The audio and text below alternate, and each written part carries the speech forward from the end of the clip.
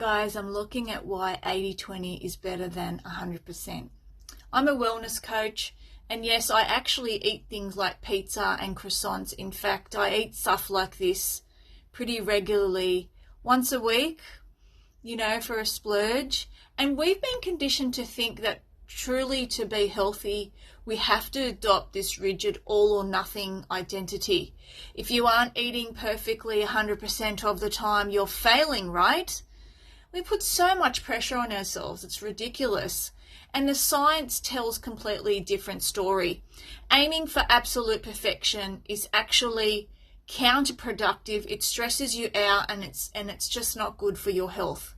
Today I want to show you why the 80-20 rule isn't just a lifestyle hack. It's backed by gastrointestinal research and science. And let's look at the 80% first. This is where we build our baseline. So when I'm prepping my breakfast and lunch, my focus is purely on a dietary diversity with fiber, plants, and fats and protein. According to data that I've mentioned previously in other videos by the American Gut Project, individuals who eat more than 30 different types of plants a week possess a significantly more diverse gut microbiome than those who consume fewer than 10. And plus, they're having regular bowel movements as well, like me, my husband as well.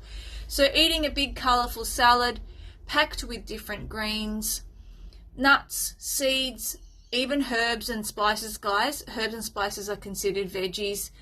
Isn't about restriction or being good. It's a targeted strategy. And I always think this before I put something in my mouth.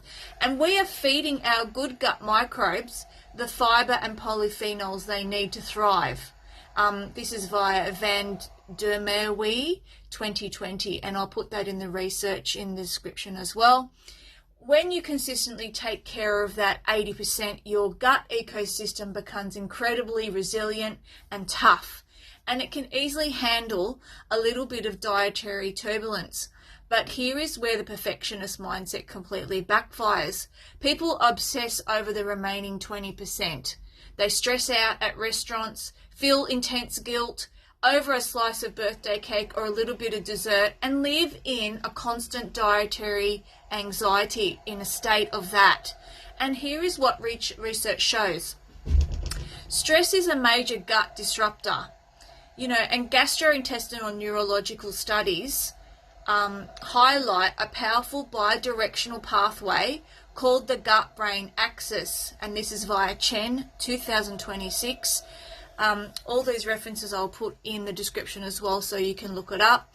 And when you're stressed or feeling guilty, the activation of your body's stress response releases cortisol, which can directly disrupt gut motility, increasing intestinal permeability, which hurts the gut, and people call this leaky gut, and alter the delicate balance of your microbiome.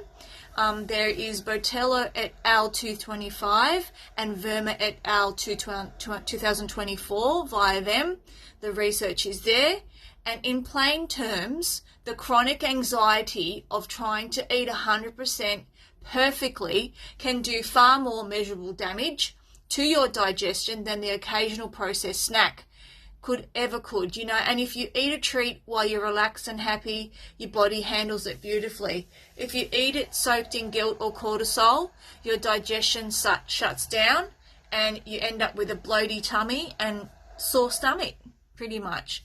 And that brings us to the 20%.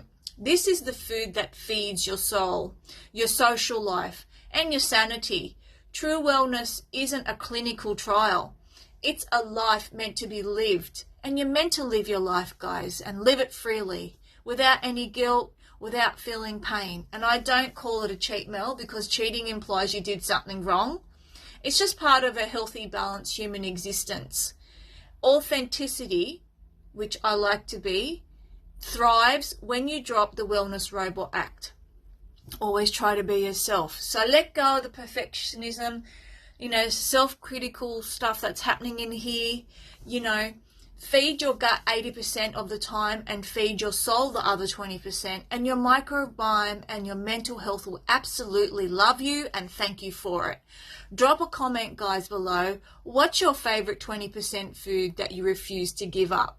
Let's normalize normal eating. And I'll see you in the next time. And don't forget to like and subscribe, and have a good one. If you enjoyed this video, come check out my school community, Happy Gut Hub, and like and subscribe for more. Bye. Hi everyone, here's my QR code below for school. SKOOL, Happy Gut Hub. Thanks.